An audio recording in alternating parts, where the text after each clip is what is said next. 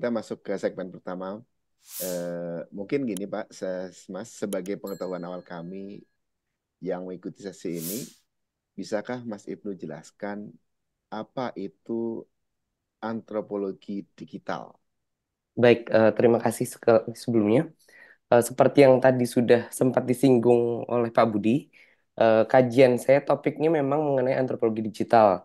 Jadi bagi yang belum familiar, antropologi adalah ilmu yang mempelajari tentang perilaku sosial dan budaya manusia. Tapi kemudian secara lebih spesifik, antropologi digital melihat bagaimana perilaku manusia dan budayanya terbentuk oleh interaksi antara manusia dengan teknologi digital. Jadi kami sebenarnya melihat bagaimana ketika teknologi digital berkembang, cara-cara kita menciptakan nilai, menciptakan perilaku menjadi sangat berbeda. Dan ini sebenarnya sudah sangat kita alami sehari-hari.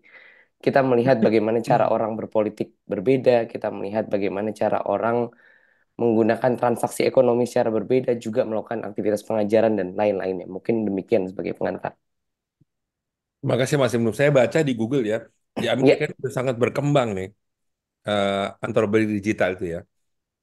Kalau misalnya dibandingkan antropologi secara umum ya Mas ya, betul. apa sih cakupan perhatian atau perbedaan ya Ya, antropologi digital dengan antropologi pada umumnya?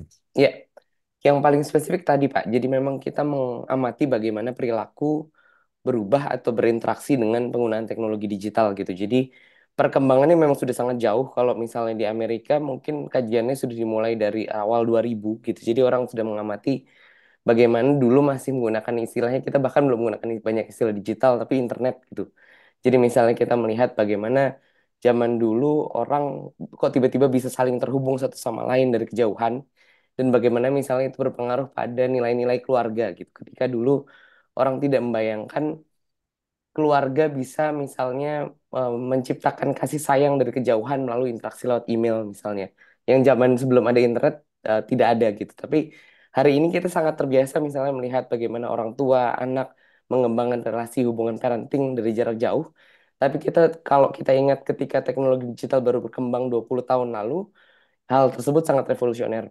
Tapi perkembangannya sangat pesat. Jadi kita sekarang hari ini misalnya sudah mulai mengamati bagaimana dunia dalam konteks virtual. Misalnya kajian-kajian yang melihat anak kecil yang ada di Roblox, bagaimana melihat cryptocurrency berpengaruh, kemudian cara dan nilai orang mengembangkan nilai terhadap nilai ekonomi dan seterusnya gitu. Jadi perkembangan memang sangat luas dan ini adalah hal-hal yang tidak diobservasi dalam kajian antropologi yang tradisional.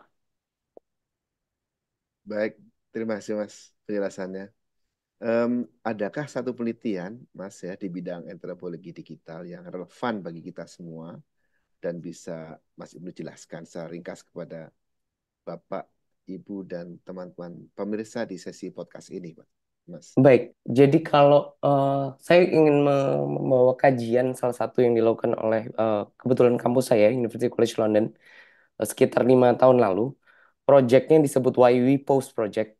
Jadi kenapa kita mempost posting dalam konteks sosial media. Yang dilakukan adalah mengirim eh, waktu itu mahasiswa-mahasiswa PhD, kalau nggak salah ke 9 negara, sebenarnya untuk mengamati cara-cara orang menggunakan sosial media di negara-negara tersebut. Salah satu yang menjadi kunci penting dari antropologi adalah melihat interaksi antara teknologi dengan masyarakat sifatnya timbal balik. Kita sering sekali mengamati atau pembicaraan dalam soal teknologi digital, seringkali melihat teknologi sebagai alat yang sangat berpengaruh pada manusia, tapi melupakan bahwa kita juga punya andil dalam membentuk teknologi tersebut gitu.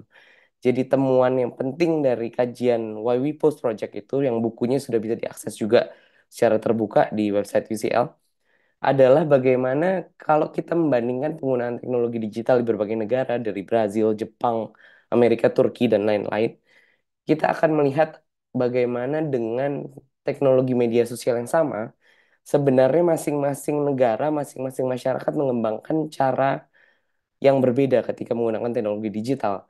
Dan ini sebenarnya sudah kita alami juga di Indonesia gitu. Misalnya kalau kita melihat antar provinsi pun gitu, kita akan melihat sebenarnya ekspresi penggunaan media digital, cara orang misal menggunakan YouTube, menggunakan Instagram, menggunakan TikTok antar provinsi mungkin akan ada perbedaan-perbedaan yang sangat khas gitu yang kalau kita melihat lebih detail em, cara-cara ini sangat berbeda bahkan kalaupun platformnya sama gitu. Jadi ini sebenarnya menjadi relevan bagi kita semua untuk menunjukkan bahwa manusia sebenarnya memiliki agensi, memiliki daya gitu untuk membentuk teknologi digital walaupun kita juga sadar secara persis teknologi ini berpengaruh pada cara kita hidup hari ini.